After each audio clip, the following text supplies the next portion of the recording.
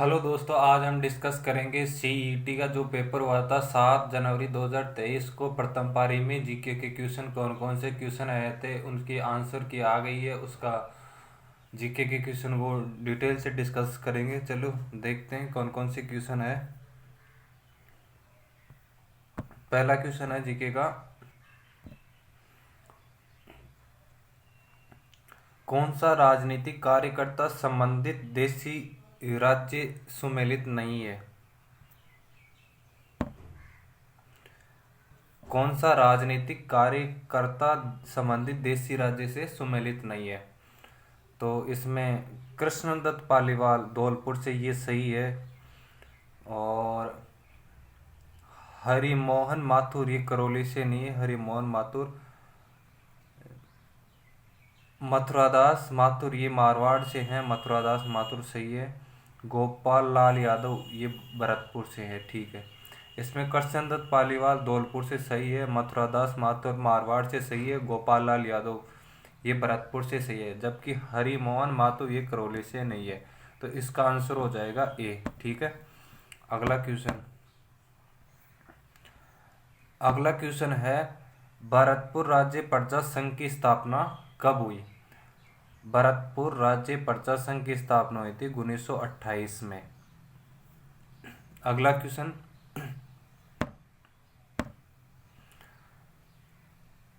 अगला क्वेश्चन है, 1857 की क्रांति के दौरान जयपुर के पॉलिटिकल एजेंट कौन थे? तो जयपुर के तब थे पॉलिटिकल एजेंट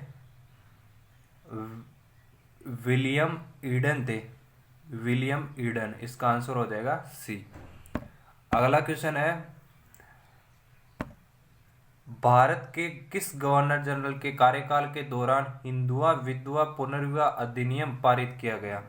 हिंदू विधवा पुनर्विवाह अधिनियम किस गवर्नर जनरल के कार्यकाल के दौरान प्रारंभ किया गया था? वो था Lord Canning. Lord Canning governor general के कार्यकाल के दौरान भारत में हिंदू विधवा पुनर्विवाह अधिनियम पारित किया गया। अगला क्वेश्चन है, 1818 ईस्वी में कंपनी की ओर से राजपूत राज्यों से संधि करने वाला अधिकारी कौन था? 1818 ईस्वी में कंपनी, ईस्ट इंडिया कंपनी की ओर से राजपूत राज्यों से संधि करने वाला अधिकारी का क्या नाम था? वो हो जाएगा चार्ल्स मेडकोप था। अगला क्वेश्चन, हरटुंडी अजमेर में, हरटुंडी पड़ता है अजमेर में, हरटुंडी अजमेर में गांधी आश्रम की स्थापना किसने की? हरटुंडी पड़ता है अजमेर में, वहां पर गांधी आश्रम की स्थापना किसने की? तो वो हो जाएगा हरिबाऊ उपाध्याय ने। हरिबाऊ उपाध्याय ने हरटुंडी अजमेर में गांधी आश्रम की स्थापना की। अगला क्वेश्चन है, विजय सिंह पथिक ने किस समाचार पत्र के माध्यम से बिजोलिया किसान आंदोलन का प्रचार पूरे भारत में किया?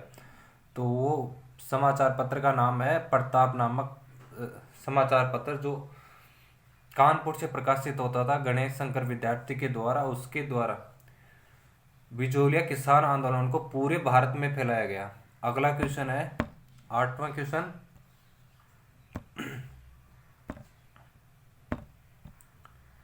आठवां क्वेश्चन कहता है, अधोलिखित कथनों को सावधानी पूर्ण पढ़िए।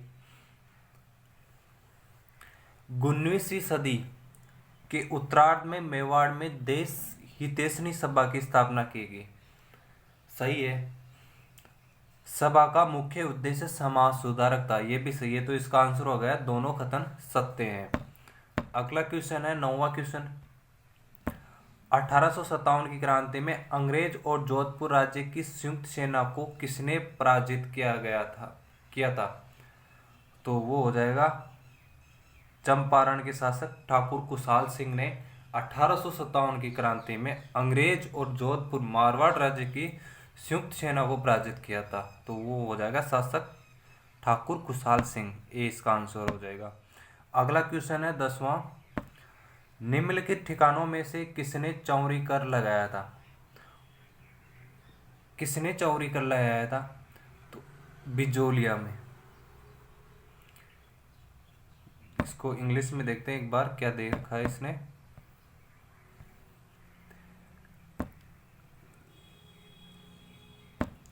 विच अमोंग द फॉलोइंग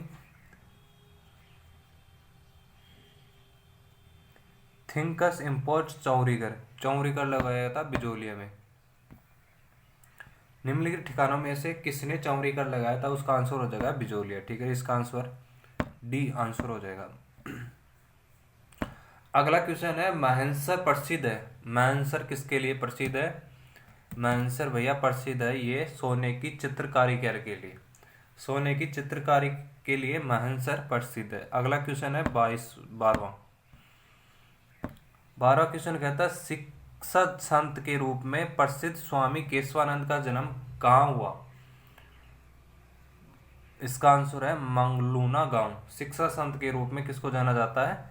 स्वामी केशवानंद को जाना जाता है, उसका जन्म हुआ था मंगलूना गांव में। अगला क्वेश्चन है, भारतीय लोक कला मंडल संस्थान कहाँ स्थित है? तो भारतीय लोक कला मंडल संस्थान स्थित है उदयपुर में पड़ता है। अगला क्वेश्चन है, कार्तिक महीने में चंद्रभागा पशु मेला राजस्थान के किस स्थान पर आयोजित किया जाता है? वो होता है झालरापाटन। ये झालरापाटन पड़ता है झालावाड़ में। झालावाड़ में कौन से महीने में? कार्तिक के महीने में। कार्तिक महीने में चंद्रभागा पशु मेला लगता है। अगला क्वेश्चन है, चित्तौड़गढ़ स्थित विजय स्तंभ पर पहला स्मारक डाक टिकट कब जारी किया गया था? तो उसका आंसर हो जाएगा 1949 में। विजय स्तंभ कहाँ है? चित्तौड़गढ़ जिले में विजय स्तंभ स्थित है, पर पहला डाक टिकट जारी किया गया था 1949 में। चित्तौड़गढ़ में विजय स्तंभ है और उस पर विजय स्तंभ पर पहला डाक टिकट 1949 में जारी किया गया था। अगला क्वेश्चन है 16वां, अकबर द्वारा निर्मित शुक्र तालाब किसने बनाया? अकबर ने। अकबर द्वारा निर्मित शुक्र तालाब किस जिले में है? तो ये नागौर जिले में, शुक्र तालाब नागौर में है और ये अकबर के द्वारा बनाया गया था। ठीक है, अगला क्वेश्चन है 17वां,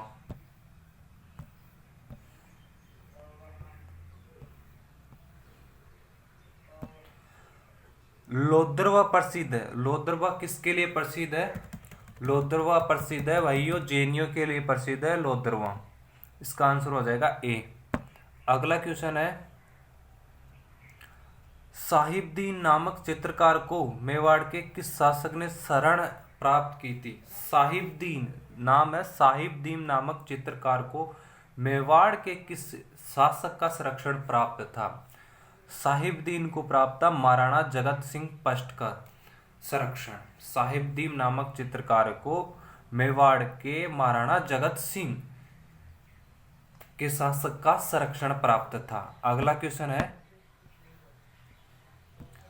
फल्गुबाई का संबंध किस लोक नृत्य से है? फल्गुबाई का संबंध है चरी नृत्य से।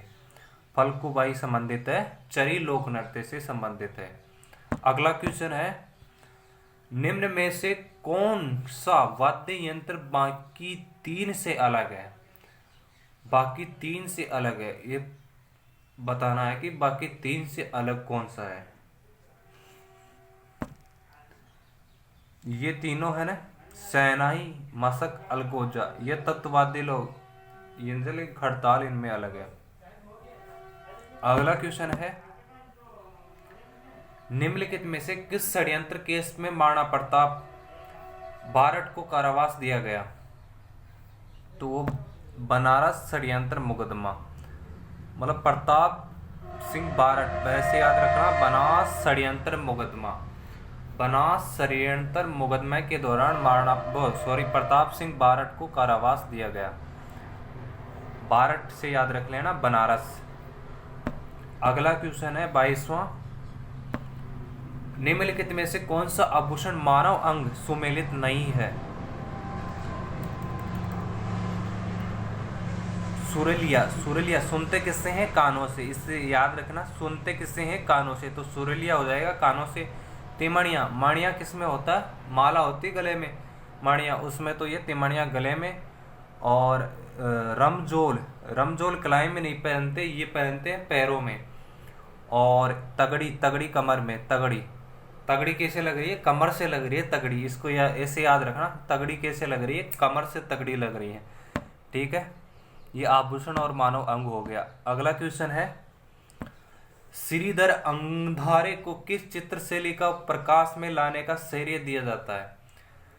और श्रीधर अंगारे को किस चित्रशैली को प्रकाश में लाने का श्रेय दिया जाता? तो वो होता देवगढ़। देवगढ़ चित्रशैली का संबंध श्रीधर अंगारे से है। अगला क्वेश्चन है,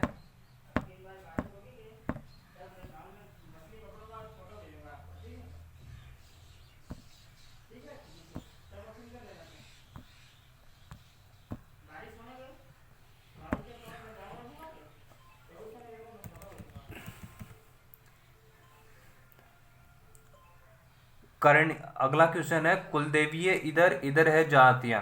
तो करणी माता, करणी माता का संबंध है चारण से, चारण जाति से संबंधित है करणी माता। और सकराय माता, ये सकराय माता का संबंध है खंडेलवाल से, खंडेलवाल जाति से। अगली है आई माता, आई माता का संबंध है सिरवी जाति से। और नारायणी माता, नारायणी माता का संबंध है नाई से। एक बार फिर से देखना, इधर दे रखा है कुलदेवी, इधर दे रखा है जातियां। करणी माता, करणी माता का संबंध है चारण जाति से। सकराय माता, सकराय माता का संबंध है खंडेलवाल जाति से। आई माता, आई माता का संबंध है सिरवी जाति से।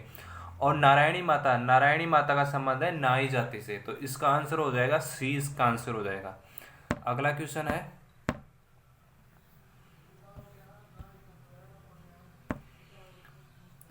बातारी फुलवारी कितने खंडों में विभक्त है? बातारी फुलवारी कितने खंडों में विभक्त है? तो ये 14 खंडों में विभक्त है बातारी फुलवारी।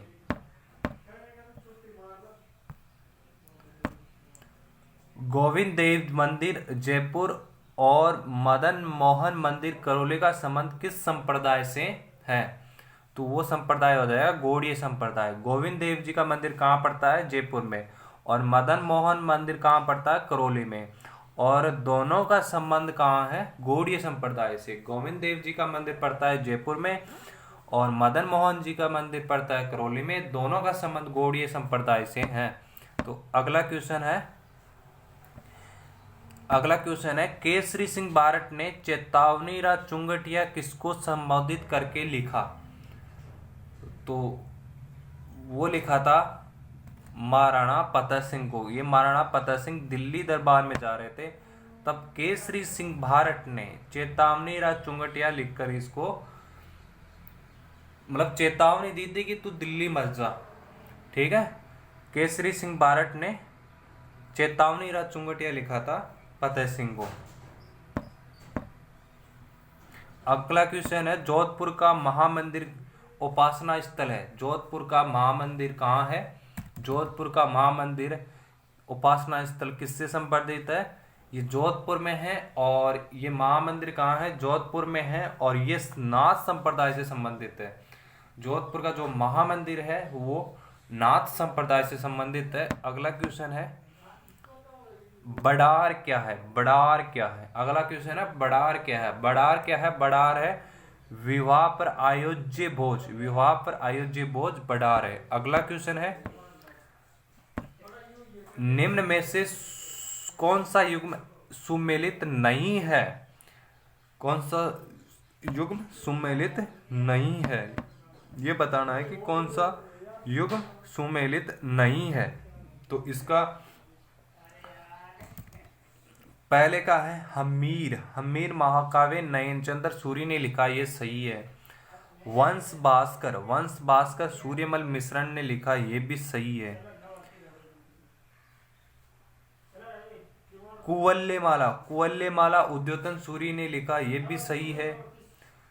पृथ्वीराज विजय चंद्रबरदाई ने नहीं लिखा, पृथ्वीराज विजय लिखा था जयानक ने। पृथ्वीराज विजय लिखा था जयानक ने। किसने लिखा था? पृथ्वीराज विजय जयानक ने। एक बार फिर से देख लो, हमीर महाकाव्य, हमीर महाकाव्य नयनचंद्र सूरी ने लिखा था, ये सही है। वंश भास्कर सूर्यमल मिश्रण ने लिखा था, ये भी सही है।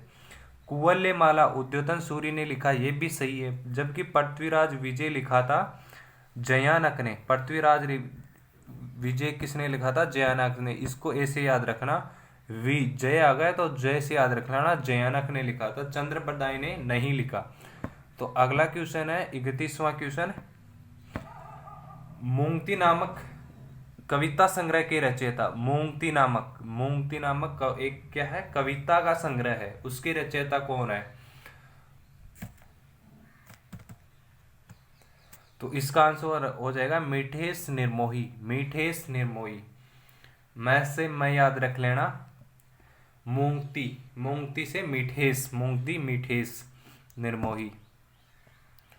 अगला क्वेश्चन है, भील जनजाति के पुरुष कमर पर जो वस्त्र लपेटते हैं उसे क्या कहते हैं?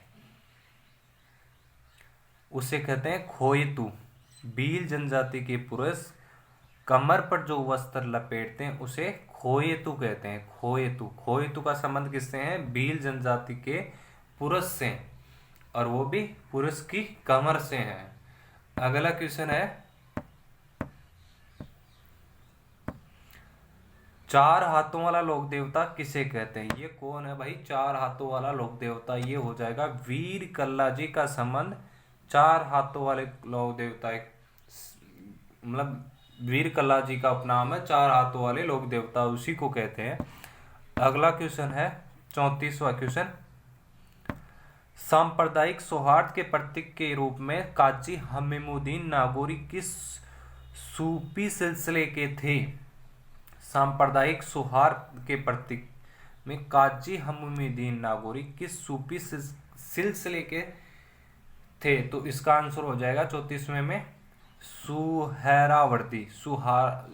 सुहरावर्दी सूफी सिलसिले से संबंधित है। एक बार फिर से देखना, सांप्रदायिक सौहार्द के प्रतीक काजी हमीमुद्दीन नागौरी सुहरावर्दी सूफी सिलसिले के संत थे। अगला क्वेश्चन, मलिक शाह की मस्जिद कहाँ स्थित है? मलिक शाह की मस्जिद कहाँ स्थित है? जालोर में है मलिक शाह की मस्जिद। मलिक शाह की मस्जिद पड़ती है जालोर में। तो मलिक शाह की मस्जिद का संबंध किससे है? जालोर से। जालोर में है मलिक शाह की मस्जिद। अगला क्वेश्चन है, यदि भारतीय मानक समय IST को निर्धारित करने वाली देशांतर रेखा को प्रधान या मध्य रेखा का दर्जा दिया जाए तो अंतरराष्ट्रीय तिथि रेखा का देशांतर क्या होगा? तो उसका आंसर होगा 97 डिग्री 30 मिनट। यदि एक बार फिर से देखो, यदि भारतीय मानक समय IST को निर्धारित करने वाली देशांतर रेखा को प्रधान या देशांतर रेखा का दर्जा दिया जाए तो अंतरराष्ट्रीय तिथि रेखा का देशांतर 97 डिग्री 30 मिनट पूर्व होगा। ये तो रटना ही पड़ेगा। अगला क्वेश्चन है, भारत में शुष्क क्षेत्र कृषि की जाती है। भारत में शुष्क क्षेत्र कृषि की जाती है 35 सेंटीमीटर से 75 सेंटीमीटर वार्षिक वर्षा वाले क्षेत्रों में। भारत में शुष्क कृषि की जाती है 35 सेंटीमीटर से 75 सेंटीमीटर वार्षिक वर्षा वाले क्षेत्रों में। अगला क्वेश्चन है, भारत को 15 कृषि जलवायु प्रदेशों में विभक्त किया गया है। तो ये योजना आयोग के द्वारा भारत को 15 कृषि जलवायु प्रदेशों में विभक्त योजना आयोग के द्वारा किया गया है। अगला क्वेश्चन है, भारत की प्रथम जैतून रिफाइनरी राजस्थान में कहां पर स्थापित की गई है? भारत की प्रथम जैतून रिफाइनरी राजस्थान में कहां स्थापित की गई है? लूणकरणसर बीकानेर में। अगला क्वेश्चन है, भारत में सर्वाधिक रागी उत्पादन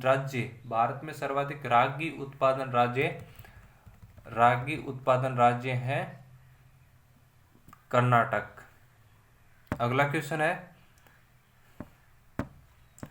निम्नलिखित में से कौन सा स्थानांतरित कृषि क्षेत्र सुमेलित नहीं है? 41वें में पहले में आ जाएगा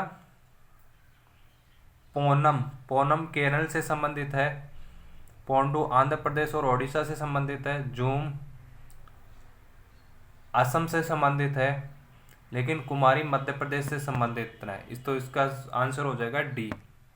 एक बार फिर से देखें, पोनम केरल से संबंधित है, सही है। पोंडू आंध्र प्रदेश और ओडिशा से संबंधित है, ये भी सही है। झूम असम से संबंधित है, ये भी सही है। कुमारी, इसका संबंध मध्य प्रदेश से नहीं है। अगला क्वेश्चन, पाक स्ट्रेट अवस्थित है, पाक स्ट्रेट अवस्थित है। 42वां क्वेश्चन है, पाक स्ट्रेट अवस्थित है भारत और श्रीलंका के मध्य। अगला क्वेश्चन, निम्नलिखित पहाड़ियों में से कौन सी सतपुड़ा श्रृंखला का भाग नहीं है? सतपुड़ा श्रृंखला का भाग नहीं है। सतपुड़ा रास पीपला है, महादेव है, मैकाल है, लेकिन बारनेर नहीं है।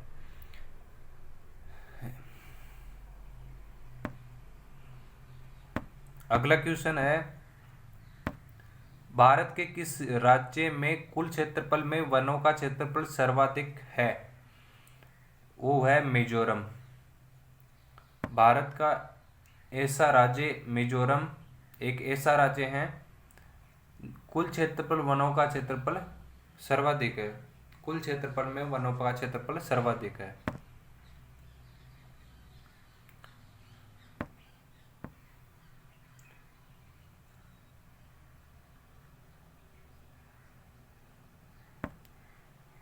आज के लिए इतना ही, ठीक है। अगले वीडियो में पार्ट सेकंड आएगा, उसमें 45 से स्टार्ट करेंगे, ठीक है। धन्यवाद दोस्तों।